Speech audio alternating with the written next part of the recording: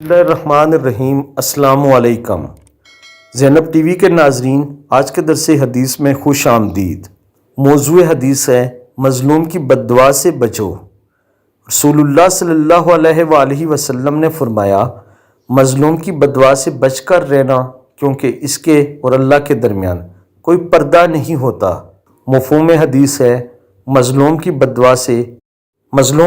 دعا سے بچنے کا مطلب ہے ظلم سے پرہیز کرنا، یعنی کسی مظلوم پر ظلم نہیں کرنا، اس کا حق نہیں مارنا، اس کو کمتر نہ سمجھنا، اور مظلوم کو اس کا حق دلوانا ہے۔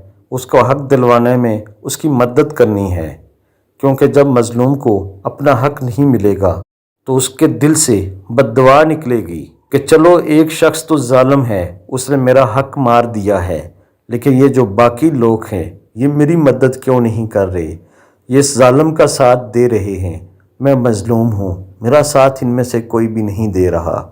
اس لیے جہاں کہیں کوئی بھی شخص مظلوم ہو، ہمیشہ مظلوم کا ساتھی بننا چاہیے، اس کی تائید و حمایت کرنی چاہیے، نہ کہ کسی ظالم کی تائید و حمایت۔ اللہ تعالی ہم سب کو عمل کی توفیق عطا فرمائے، آمین ثم آمین۔